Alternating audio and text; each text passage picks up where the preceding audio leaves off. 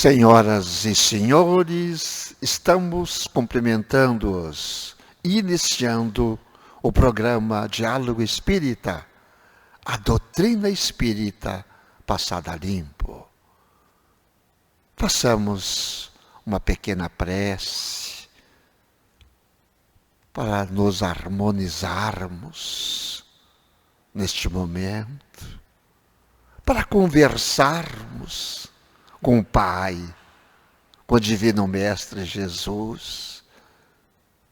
Em primeiro lugar, agradecendo-os pela vida, por esta existência, pela saúde mental, física, espiritual, e até pela dor que, vez por outra, nos abate. Porque é um ensinamento também que nós temos para endireitarmos a rota e seguirmos a bússola do bem. Obrigado por mais um dia. Obrigado por mais uma oportunidade.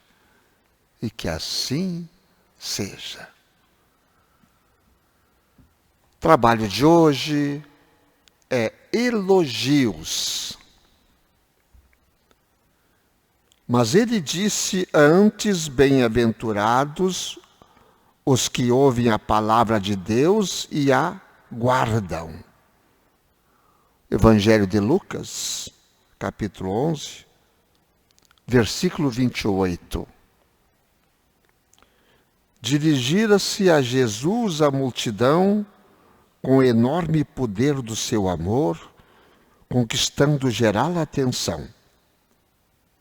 Mal terminar as observações amorosas e sábias, eis que uma senhora se levanta no seio da turba e, magnetizada pela sua expressão e espiritualidade sublime, reporta-se em alta voz as bem-aventuranças que deviam caber a Maria, por haver contribuído na vinda do Salvador à face da terra. Mas, prestamente, na perfeita compreensão das consequências infelizes que poderiam advir da atitude impensada, responde o Mestre que, antes de tudo, serão bem-aventurados os que ouvem a revelação de Deus e lhe praticam os ensinamentos, observando-lhes o princípio. A passagem constitui esclarecimento vivo para que não se amorteça entre os discípulos sinceros a campanha contra o elogio pessoal, veneno das obras mais santas, a sufocar-lhes os propósitos e esperanças. Se admiras algum companheiro que se categoriza a teus olhos por trabalhador fiel do bem, não o perturbes com palavras, das quais o mundo tem abusado muitas vezes, construindo frases superficiais no perigoso festim da lisonja. Ajuda-o com boa vontade e entendimento na execução do ministério que lhe compete, sem te esqueceres de que, acima de todas as bem-aventuranças, brilham os divinos dons daqueles que ouvem a palavra do Senhor, colocando-a em prática. Aí a lição sensacional para nós, né? Mais uma vez, os evangelhos nos trazem lições soberbas, que se as seguíssemos, seríamos outras pessoas. Outras. Mas a gente não segue as lições do evangelho, infelizmente. Nós vamos cumprimentando a nossa irmã Ângela, ao mesmo tempo que pergunto o que ela encontrou no evangelho correlato à lição de hoje. Muito agradecida pelo dia que nós nos encontramos. Que Deus abençoe a todos nós, a cada um de vocês que estão em casa, que vão nos ouvir ou nos assistir. Muita saúde, muita tranquilidade nos lares de cada um. Então, olha só, em vários trechos dessa lição, se fala na palavra prática, né? Os ensinamentos de Jesus e a necessidade de se colocar em prática. E em vários outros diálogos nós já ouvimos isso, né? Em vários outros textos, ensinamentos que nós lemos, sempre tem essa palavra, colocar em prática, né? E Lucas, mas ele disse antes, bem-aventurados os que ouvem a palavra de Deus e o guardam. E aí ele vai, Emmanuel, descrevendo, né? Além disso, colocar em prática, né, os ensinamentos. Não ficar ali apenas nos elogios, mas viver realmente a virtude em si. E lá no capítulo 17, no capítulo do Sede Perfeitos, que é um capítulo do Evangelho que cada um de nós deveria muito ler esse capítulo, porque muitos itens nos trazem, né, a realmente colocar em prática esses ensinamentos, né, sobre o dever, no homem de bem, vários tantos itens desse capítulo do Sede Perfeitos. Mas lá no item 8 da virtude, a virtude, e aí nos chama a todos nós, que muito falamos dos ensinamentos do Cristo, que muito estamos ali inseridos nessa obra de divulgar a doutrina de Jesus, né? Essa necessidade de trabalhar a virtude. A virtude. E é algo que muito pouco se fala sobre isso. E o que é a virtude? A virtude, no seu mais alto grau, ela é um conjunto de todas as qualidades que irão nos constituir como homens e mulheres de bem. Que é ser bom, caridoso, trabalhador, sóbrio, modesto. Estas são as qualidades de uma pessoa virtuosa. Infelizmente, muitas vezes elas são acompanhadas por nossas pequenas falhas morais, que desmerecem e enfraquecem. Aquele que faz alarde da sua virtude, ele não é virtuoso, porque falta a qualidade principal, que é a modéstia, e que possui o vício mais contrário, que é o orgulho. A virtude verdadeira, digna desse nome, ela não gosta de se exibir. Nós temos que descobri-la. Ela, porém, se oculta na sombra e foge à admiração das multidões. Então vejam lá, quando Jesus estava lá, né, falando, demonstrando todo o seu amor, aquela senhora se levantou e começou, né, e que ele percebeu que todos aqueles elogios ali seriam prejudiciais.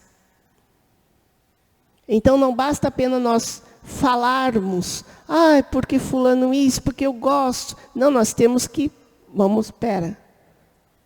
vamos colocar em prática, então, na nossa vida, aqueles ensinamentos. Vamos vivenciar realmente, né, o que estamos falando, como estamos agindo.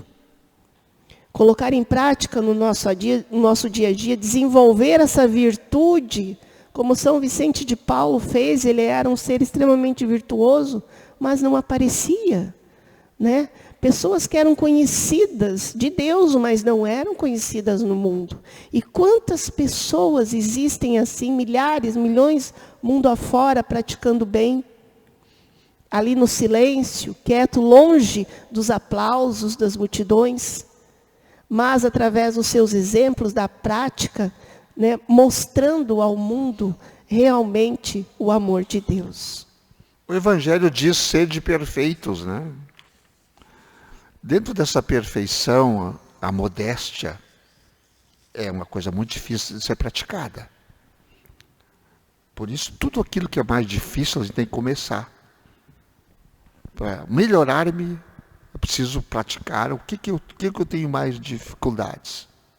Ser modesto, orgulhoso. E eu preciso praticar aquilo que me faz pior, que me deixa pior. Sede perfeitos. Claro que essa perfeição, que só iremos alcançar daqui a milhares de anos, milhares e milhares de anos, mas temos que começar. A um momento nós temos que começar a adquirir. E esse dia é hoje. Voltamos a hoje. Voltamos ao hoje que nós já falamos em edições passadas do diálogo. E eu gostaria também de acrescentar, em cima desse assunto dos elogios, se o elogio faz mal para a pessoa que não está preparada para recebê-los, também faz mal a crítica mordaz, destrutiva, que deixa a pessoa, a outra que foi alvo de tal estrago, muito mal. Porque o mal que me faz mal não é o mal que me fazem, mas o mal que eu faço, já diz Joana de Ângeles. Então, em cima disso, qual é o meu papel? Elogiar? Criticar? O papel do meio. Um abraço, né? Um abraço está dizendo tudo. Gostei, está ótimo, está bom. Ou não gostei, mas pode, com aquilo não gostei, ser pessoal. Não ser no meio do público. Não ser nas redes sociais. Mas ser, sim, no olho no olho. Dizendo francamente para a pessoa, tu poderias fazer assim que ficarias melhor. Ficaria de forma melhor. Isso não é crítica mordaz e nem destrutiva. Isso é construtiva. Nunca fales do outro ou de outrem para a multidão. Tu queres ajudá-la? Fales tão somente para ela. Aí sim. Aí sim. Porque muitas vezes é necessário que aconteça isso no pessoal, no particular, do que o elogio que só serve para enganar, porque a pessoa não está pensando no elogio, mas faz o elogio para que apareça na multidão. Vamos cuidar com isso, né, gente? Sede perfeitos também é isso. Essa questão de elogio, ela é algo bem difícil, né, de nós trabalharmos assim conosco, no nosso meio, no nosso dia a dia, porque quem não gosta de ser elogiado, né? Todo mundo gosta de ser elogiado, mas, como eu disse, ninguém gosta de ser criticado, né? Crítica, as pessoas não conseguem receber. E realmente é difícil quando você é criticado, né? Quando você recebe uma crítica, assim, mas por que é difícil? Porque ainda dentro do meu coração, eu não desenvolvi a virtude de Jesus, do Cristo. Eu não desenvolvi ainda aquele amor incondicional. Então, quando alguém me critica, eu já fico todo oriçado, né? Já reclamo. Mas quando alguém me elogia, eu me sinto bem. Então, isso nós temos que cuidar. Porque nós temos que estar preparados para receber tanto o elogio como a crítica. Porque a crítica, por mais que, como disse o nosso irmão Antônio, temos que cuidar com aquela crítica destrutiva. Aquela crítica que você só vai criticar a pessoa para destruir ela. E a gente pode receber essa crítica. Mas eu preciso absorver ela? Não. Eu não preciso absorver ela. Eu tenho que estar preparada para receber aquela crítica. Que no entendimento do outro, né, o intuito dele talvez fosse para me destruir. Então, é aquela frase: aonde há amor, o mal não entra. Se eu tenho amor dentro de mim, mas não é aquele amor, era uma pessoa extremamente pacífica, aí se dá aquele entendimento, sim, aquela pessoa que não faz nada. Não, não é isso. O amor, se eu tenho amor dentro de mim, se eu tenho luz dentro do meu coração, vamos falar assim, então, se eu tenho Jesus, os ensinamentos lá impregnados na minha alma, no meu espírito, aquele mal não vai penetrar. Aí aquela luz, ela vai acender e vai se direcionar àquele mal de uma maneira diferente. Aquela crítica pode se transformar em algo bom. A pessoa, no momento que fez a crítica, ela vai se sentir talvez constrangida, mas com o amor que você tem dentro dele, de ti, vai levar a uma reflexão. Então vejam como nós podemos usar a virtude dentro de nós para o bem. E no Evangelho, fala-se muito dessa questão do elogio, de quando nós nos autoelogiamos. Em princípio, o homem que elogia a si mesmo, que ergue uma estátua à sua própria virtude, ele aniquila, assim procedendo todo o mérito efetivo que possa ter. O que direi, porém, daquele cujo único valor é o de parecer o que realmente não é? O que direi, diz o Evangelho, porém, daquele cujo único valor é parecer o que não é? E isso, infelizmente, muito acontece hoje em dia. Principalmente nas redes sociais. Se colocam lá situações e fotos mostrando algo que não é. E as pessoas sabem que aquele fulano e a fulana não é daquela forma. Que aquela família não age daquela maneira, mas está lá, de uma outra forma. Né, mostrando o que não é. Isso nós temos que cuidar. Né, nós temos que cuidar, porque hoje, com a mídia social, leva-se informações ao mundo todo.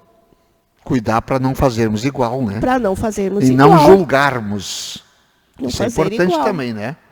Que se diga aqui, porque senão, quando eu vejo uma pessoa assim, eu fico julgando e falando para os outros, ainda aí é quando... Aí também está fazendo errado. Só chamando atenção para isso. Bom, aquilo está fazendo, então eu não posso fazer. Se eu vejo a barba do vizinho arder, eu ponho a minha de molho. É isso aí. É como você disse num outro diálogo anterior, que você falava lá, da vossa mãe, lá da nossa irmã Eufrásia, né? Que o calado sempre vence. E vence. Essa frase é importantíssima. O calado vence. Quando um não briga, o outro pode estar gritando, mas está caladinho. Quando um não quer, dois não brigam nunca, nunca. Não briga, de forma nenhuma. Então, no Evangelho, nos traz muito essa lição sobre a virtude, que é uma graça que Deus colocou a todos nós, espíritas cristãos, a todos os cristãos, né? A toda a humanidade, porque todos nós somos filhos de Deus. Certa vez perguntaram ao Chico, Chico, qual a melhor religião? O Chico disse, não tem. Como assim, Chico? Não tem nenhuma religião que seja melhor? Não tem. Mas qual então? Não existe. Podemos dizer então, Chico disse assim, pode-se dizer que a melhor religião é o amor. Porque não importa aonde você esteja. Se você não tiver amor, você será vazio. Se não tiver esse sentimento de luz dentro de ti, você será vazio. Então, vamos trabalhar essa nossa luz interior que nós deixamos adormecido. Como é bom levantar os braços para o céu e dizer, obrigada, Senhor, por tudo que me destes. E quantos de nós fazemos isso?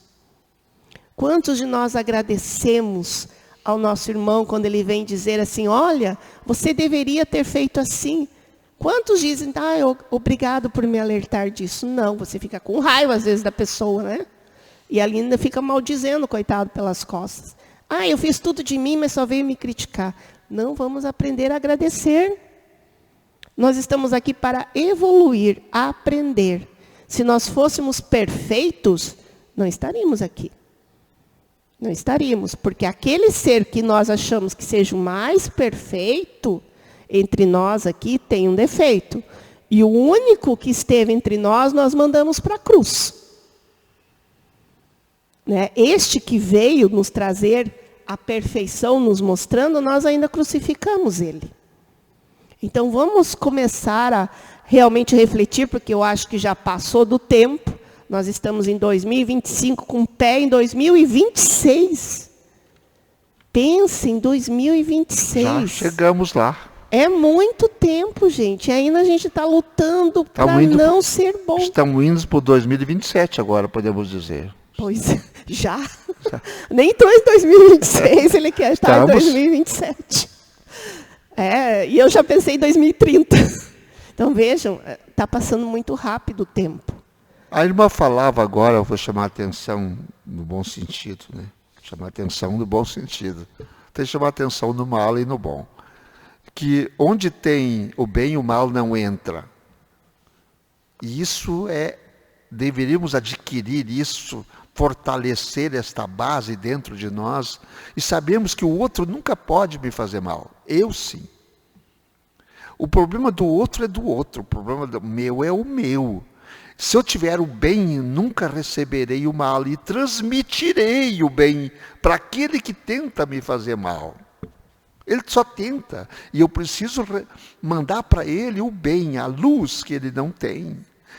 Esta lição teria que estar no nosso frontispício, na nossa cabeça o dia inteiro, pensando, bom, se eu tenho bem, nunca vou receber o mal, e eu vou passar esse bem para o outro. Sempre pensar assim, porque eu repito, o problema do outro é o do outro. O meu problema é o meu problema. O que acontece comigo é meu problema e não do outro. E ainda, embora o outro tente me fazer mal, eu preciso ainda orar por ele. É a minha obrigação ainda orar por ele. Por experiência própria, minha, né, nesses meus poucos anos de vida, né, 57 anos aqui neste plano, em vários momentos da minha vida eu recebi muitas críticas e eu me magoei muito naquela época. Ficava magoada, triste, algumas vezes eu ficava brava, né? Mas hoje eu agradeço a cada uma dessas pessoas que vieram com aquelas críticas. Porque com o tempo você vai amadurecendo, você vai, como eu disse, permitindo, né, que essa luz divina entre no teu coração e você começa a refletir. Realmente eles tinham razão, eu era dessa forma. Algumas coisas eles tinham razão. Então não havia motivo de eu ter me magoado, de eu ter me entristecido como fiz na época. Mas foi uma lição. Então nós temos que aprender. Como eu disse o nosso irmão Antônio agora, né, que eu havia falado, onde há o bem, onde há o amor, o mal não entra. Se eu tivesse aquele amor na época, né, ali já mais envolvido no meu coração, não iria ficar com mágoas. Todas aquelas coisas não iriam me atingir. Me atingiu por quê? Porque o orgulho ainda falava muito alto dentro de mim. Né? O egoísmo ainda falava muito alto.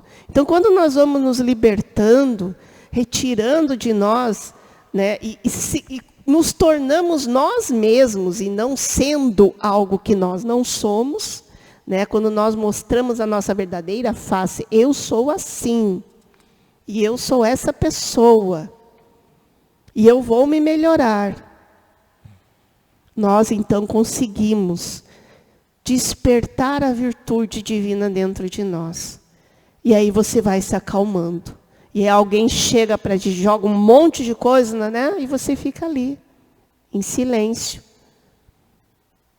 Calado, como disse o nosso irmão Antônio, vencendo aquelas energias que estão vindo ali. Mas não revidando com outras ruins, revidando com amor. A caridade, segundo Cristo Jesus, está na pergunta 886 do Livro dos Espíritos, seria o BEIMP, benevolência para com todos, indulgência para com os defeitos alheios e perdão das ofensas. Se nós praticássemos isso aí, nós eliminaríamos de todos nós uma multidão de erros, de imperfeições, de falhas. Vamos aplicar? Vamos aplicar a caridade, o amor, diariamente.